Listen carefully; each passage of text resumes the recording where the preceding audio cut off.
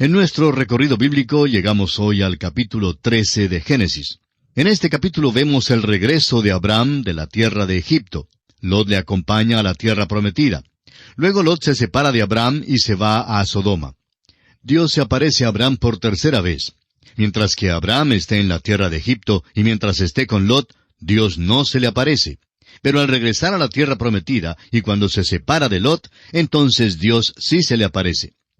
En Génesis capítulo 13 versículos 1 al 4 leemos: Subió pues Abraham de Egipto hacia el Negev, él y su mujer, con todo lo que tenía, y con él Lot.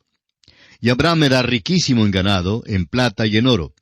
Y volvió por sus jornadas desde el Negev hacia Betel, hasta el lugar donde había estado antes su tienda entre Betel y Ai, al lugar del altar que había hecho allí antes, e invocó allí Abraham el nombre de Jehová.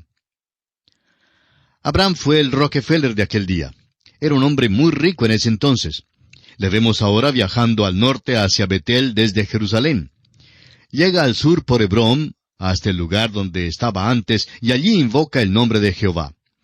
Usted puede ver, amigo oyente, que aunque este hombre tropiece y caiga, vuelve a Dios. Qué maravilloso es tener un Dios a quien volver. Luego podemos ver que Abraham y Lot se separan por contienda entre los pastores del ganado. Leemos en los versículos 5 al 7. También Lot, que andaba con Abraham, tenía ovejas, vacas y tiendas. Y la tierra no era suficiente para que habitasen juntos, pues sus posesiones eran muchas, y no podían morar en un mismo lugar. Y hubo contienda entre los pastores del ganado de Abraham y los pastores del ganado de Lot. Y el cananeo y el fereceo habitaban entonces en la tierra. Usted puede ver, amigo oyente, que a Lot le fue muy bien en la tierra de Egipto y que él también era rico. La palabra de Dios es una palabra maravillosa, si solo dejamos que nos hable. Notaremos que Abraham adquirió dos cosas allí en la tierra de Egipto, y ellas le van a causar un dolor indecible. Una de las cosas que adquirió fue las riquezas. La otra fue una cría de egipcia que se llamaba Agar, y luego leeremos más acerca de ella. Aquí las riquezas son las que le causan dificultad. Abraham y Lot tienen que separarse porque hay contienda entre los pastores del ganado. ¿Notó usted que el cananeo y el fereceo habitaban entonces en la tierra? Los pastores de Abraham y Lot se peleaban, y ellos no lo aprueban. Pues el cananeo le susurra al fereceo: míralos, de nuevo se pelean. Entraron en la tierra y edificaron un altar al Dios vivo y verdadero. Por cierto que cuando primero llegaron aquí, estimábamos a Abraham y creíamos que era honesto y que hablaba la verdad. Pero véanlos ahora. Mira la contienda que tienen entre ellos mismos. No creemos que ahora el cananeo y el fereceo quedaran con una buena impresión acerca de Lot y Abraham. Amigo oyente, vamos a decir algo que a alguien le puede caer mal. No conocemos el lugar donde usted vive, pero si es como otros tantos lugares, incluyendo el mío también, podemos decir que los metodistas, los bautistas y los presbiterianos no se llevan muy bien. Hay contienda. A veces en algunas iglesias hay pleitos internos. Los que no son creyentes afuera saben todo acerca de ellos. A lo mejor esas personas pensarán: bueno, si el Evangelio es así, prefiero no tener nada que ver con el Evangelio. Bien puedo fácilmente estar metido en pleitos fuera de la iglesia. No me hace falta ser miembro de la iglesia para buscarlos. En Juan capítulo 13, versículo 35 leemos: En esto conocerán todos que sois mis discípulos, si tuviereis amor los unos con los otros. Esto es lo que dijo nuestro Señor Jesús. No dijo que los hombres sabrían que somos sus discípulos si somos fundamentalistas y organizamos una iglesia. Por supuesto que no. Si tuviereis amor los unos con los otros. El fereceo y el cananeo, ellos sí saben cuando hay pleitos en las iglesias, amigo oyente. Hay muchísimas personas que hoy no son ganadas para Cristo por causa de los pleitos que hay en las iglesias. El fereceo y el cananeo estaban viviendo en la tierra, y todavía viven en la tierra, y están muy cerquita de la iglesia suya. Leamos ahora los versículos 8 y 9 de este capítulo 13 de Génesis que estamos estudiando. Entonces Abraham dijo a Lot: No hay ahora altercado entre nosotros dos, entre mis pastores y los tuyos, porque somos hermanos. ¿No está toda la tierra delante de ti? Yo te ruego que te apartes de mí. Si fueres a la mano izquierda, yo iré a la derecha, y si tú a la derecha, yo iré a la izquierda. Es Abraham quien enfrenta el problema y hace la separación. Decimos que él es un gran hombre porque se requiere una nobleza de carácter para decir lo que le dijo a Lot. Abraham le pide a Lot que escoja lo que quiera, y él está dispuesto a quedarse con lo que sobre. En los siguientes versículos, comenzando con el 10 hasta el 13, leemos: Y alzó Lot sus ojos, y vio toda la llanura del Jordán, que toda ella era de riego, como el huerto de Jehová, como la tierra de Egipto en la dirección de Zoar, antes que destruyese Jehová a Sodoma y a Gomorra. Entonces Lot escogió para sí toda la llanura del Jordán, y se fue Lot hacia el oriente, y se apartaron el uno del otro.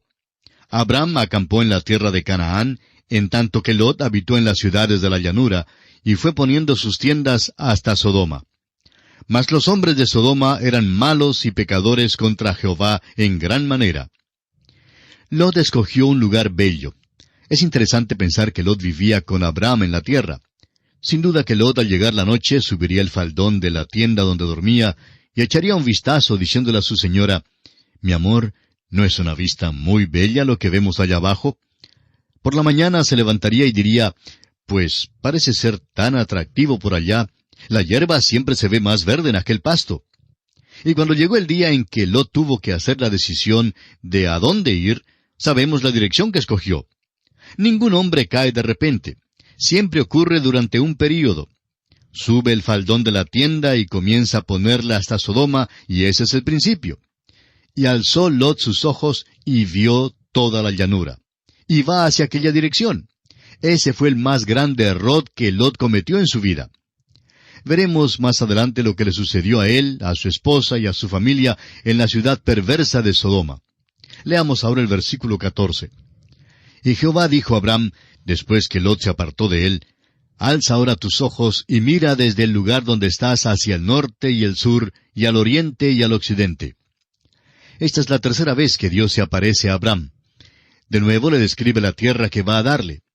Al continuar Dios apareciéndosele a Abraham, y más tarde también a los otros patriarcas, Dios puso límites por todos lados de la tierra. En otras palabras, les puso una frontera y les señaló exactamente los límites de aquella tierra. Dios fue muy específico en cuanto a esto. Aquí mismo nos gustaría insertar este pensamiento. Los hombres deben deshacerse de los himnos que expresan que el cielo está en un lugar indefinido. Permítanos decirle, amigo oyente, que el cielo es un lugar verdadero. No es, como expresan unos himnos, una isla hermosa en alguna parte del más allá. Es un lugar muy definido. La palabra de Dios es muy específica, y en el libro de Apocalipsis Dios lo declara muy específicamente. Le pone un límite a su alrededor y podemos saber algo de él. Dios no trata con algo que es teórico, sino con lo que es real y verdadero. Leemos en el capítulo 13, del 15 al 18, «Porque toda la tierra que ves, la daré a ti y a tu descendencia para siempre. Y haré tu descendencia como el polvo de la tierra, que si alguno puede contar el polvo de la tierra, también tu descendencia será contada. Levántate, ve por la tierra a lo largo de ella y a su ancho, porque a ti la daré». Abraham, pues, removiendo su tienda, vino y moró en el encinar de Mamre, que está en Hebrón, y edificó allí altar a Jehová. Usted puede ver, amigo oyente, lo que hace Dios por este hombre. Ahora le señala la tierra y le dice lo que está en ella. También le confirma el hecho de que va a tener una descendencia grande. Sabemos qué fue lo que hizo Abraham. Es muy interesante que en el rollo del Mar Muerto se describe esta porción particular del libro de Génesis. Nos da un relato directo de Abraham al caminar por la tierra a lo largo y a lo ancho de ella. Era una tierra maravillosa en aquel día. Vemos que Abraham se mudó de nuevo, pero donde quiera que iba, edificaba un altar. Siempre se podía saber dónde había estado Abraham. Él dejaba su testimonio. Los hombres han dejado una huella en la luna. Dejaron una bandera allá con este pequeño lema: «Hemos venido en paz». No dejaron una Biblia, la palabra de Dios. Bueno, no hubiera hecho ningún bien de todos modos, pero sí revela la diferencia en la edad y en el pensamiento del período en que vivimos. Lo importante para Abraham era un altar al Señor, y es exactamente lo que edificaba donde quiera que iba. Ahora, Mamre significa riquezas, y Hebrón significa comunión. Ese es un lugar maravilloso para vivir. Al parecer fue el hogar de Abraham y allí está enterrado. Es el lugar donde deseaba estar. Es un buen lugar para estar en medio de las riquezas y en el sitio de comunión con Dios. Ese es un lugar maravilloso para vivir y edificar un altar al Señor. Vamos a comenzar ahora el estudio del capítulo 14, y aquí en este capítulo se nos presenta la primera guerra de toda la historia, en la cual Abraham liberta a Lot. También se nos presenta al primer sacerdote, Melquisedec, el cual bendice a Abraham. Es un capítulo notable. Sin embargo, no parece caer bien aquí en esta historia. Uno siente que si se hubiera omitido, todavía habría continuidad. A pesar de esto, es uno de los capítulos más importantes en el libro de Génesis. Leamos los versículos 1 y 2 del capítulo 14. Aconteció en los días de Amrafel, rey de Sinar, Arioc, rey de Elazar, Kedorlaomer, rey de Elam, y Tidal, rey de Goim, que éstos hicieron guerra contra Bera, rey de Sodoma, contra Birsa, rey de Gomorra, contra Sinab, rey de Adma, contra Semeber, rey de Seboim, y contra el rey de Bela, la cual es Zoar. Estos versículos parecen servir de buen ejercicio para la pronunciación, ¿no le parece? Tenemos aquí un documento histórico. Los reyes del Oriente derrotan a los reyes de Sodoma y Gomorra. Ese es el informe de los primeros 11 versículos. Por algunos años, los eruditos críticos y radicales rechazaban esta narración. Decían que estos hombres no aparecen en la historia de ninguna manera, y puesto que no aparecían en la historia secular, esta era una historia ridícula. ¿Sabe usted, amigo oyente, que los nombres de estos hombres han sido hallados inscritos en monumentos y en lápidas? Por eso sabemos que sí existieron. En efecto, el nombre Amrafel, que se menciona en este capítulo, se lo conoce ahora con el de Hammurabi, en una historia secular. Un hecho muy significativo que encontramos aquí es que hubo una guerra, y esta es la primera guerra que se menciona en la Biblia. Por tanto, vemos que los hombres comenzaron desde temprano a guerrear. En Génesis capítulo 14, versículos 3 y 4 leemos: Todos estos se juntaron en el valle de Sidim, que es el mar salado. 12 años habían servido a Kedorlaomer, y en el 13º se rebelaron. Es solo una narración histórica la que tenemos aquí, y no intentamos leer este capítulo versículo por versículo. Los reyes del Oriente llegaron y vencieron a los reyes que se habían juntado alrededor de la parte baja del Mar Muerto. Están listos para llevarlos cautivos.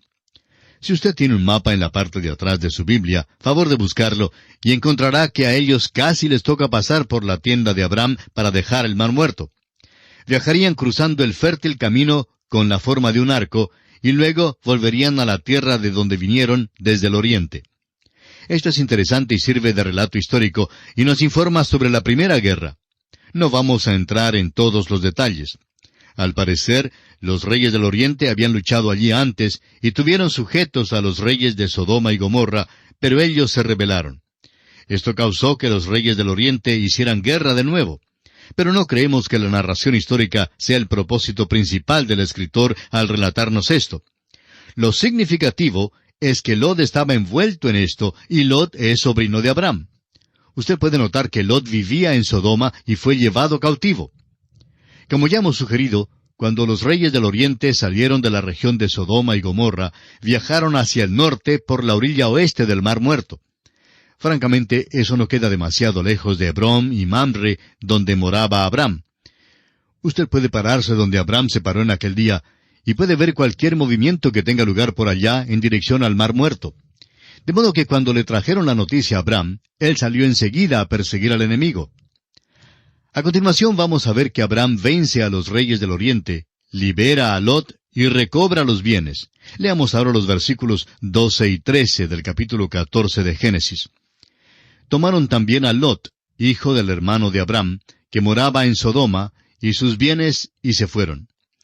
Y vino uno de los que escaparon, y lo anunció a Abraham el hebreo, que habitaba en el encinar de Mamre el amorreo, hermano de Escol y hermano de Aner, los cuales eran aliados de Abraham. Vemos aquí que Abraham está acompañado de un grupo de hombres. Realmente tuvieron que aliarse en aquel día por causa de la persecución del enemigo, o de la llegada de un enemigo, y entre muchos habría seguridad. Si no permanecían juntos, se ahorcarían solos. Leamos ahora el versículo 14 del capítulo 14 de Génesis. Oyó Abraham que su pariente estaba prisionero, y armó a sus criados, los nacidos en su casa, 318, y los siguió hasta Dan. Lo que nos sobrecoge aquí es la revelación de la grandeza de las posesiones de Abraham. En su propia casa le fue posible armar a 318 hombres. Esto es sin contar las mujeres, ni los niños, ni los ancianos. Además, Abraham está ocupándose de un negocio bastante regular en esa región, con grandes grupos de ganado, los cuales él criaba. Lleva pues a sus hombres y persiguen al enemigo hasta Dan, que queda en el norte. Leemos en Génesis capítulo 14, versículo 15 lo siguiente. Y cayó sobre ellos de noche, él y sus siervos, y les atacó, y les fue siguiendo hasta Oba, al norte de Damasco. Aquí se nos dice que los siguieron hasta Damasco. Usted puede ver en su mapa que este es un territorio grande. Al parecer, lo que hizo Abraham fue dividir a sus criados. Un grupo atacaría por detrás al perseguirlos. El otro grupo seguiría por los alrededores, y luego los atacaría al volverse los enemigos a luchar contra el primer grupo. Como resultado de esta estrategia, le fue posible a Abraham obtener la victoria. Por lo menos le fue posible esparcirlos, y huyeron por el desierto, y dejaron a los que habían capturado junto con sus bienes. Leamos ahora el versículo 16, que dice, Y recobró todos los bienes, y también a Lot su pariente y sus bienes, y a las mujeres y demás gente. Es evidente que estaban llevándose a los hombres para que sirvieran de esclavos. Abraham ha libertado a estas personas. Por supuesto que lo hizo porque su sobrino Lot y su familia estaban entre ellos. Esa es la razón por la cual todo esto se describe aquí. Veremos otra razón al seguir nuestro estudio, pero no hay ningún capítulo que se excluya. Cada uno tiene un propósito. Este capítulo cae bien con la vida de Abraham y es importante que lo sepamos. Leamos ahora los versículos 17 hasta el 20.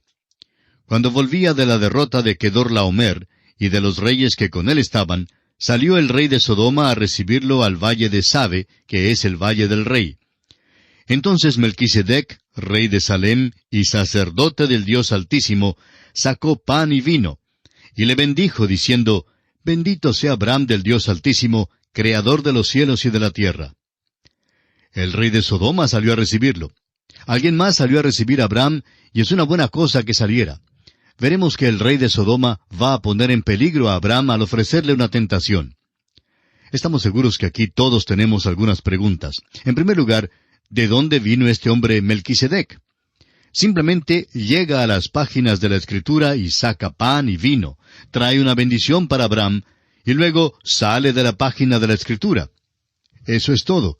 Surge entonces la pregunta, ¿de dónde vino y a dónde va y cuál es su negocio?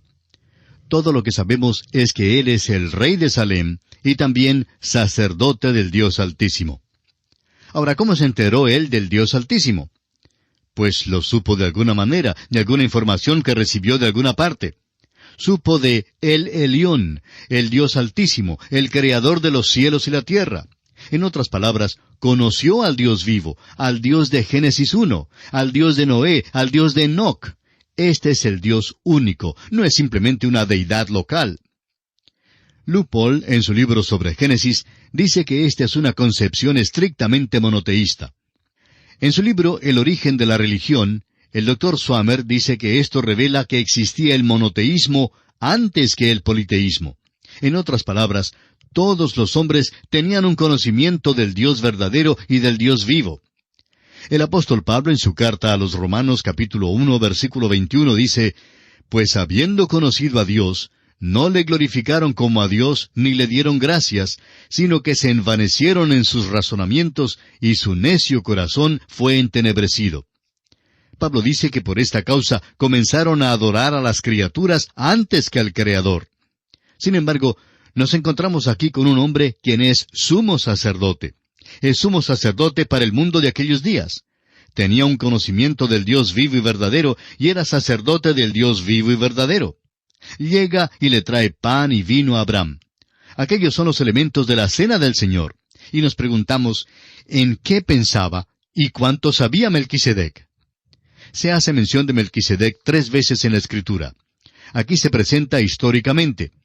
Luego se le menciona en el Salmo 110, y allí se le presenta proféticamente.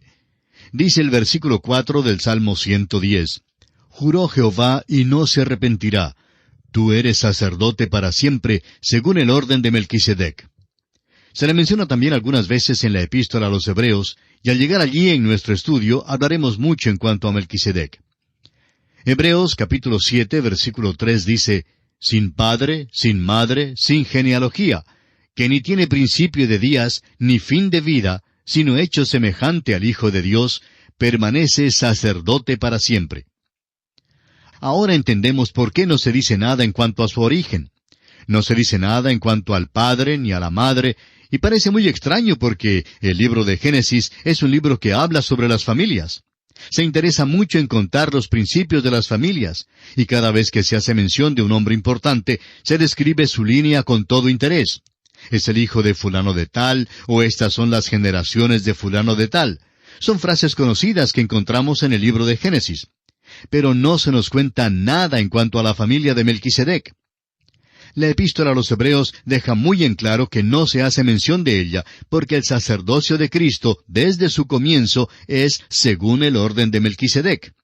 El orden del servicio del sacerdocio de Cristo sigue al orden de Aarón, en el cual nuestro Señor Jesucristo fue un sacrificio y entró en el lugar santísimo para sacrificarse Él mismo.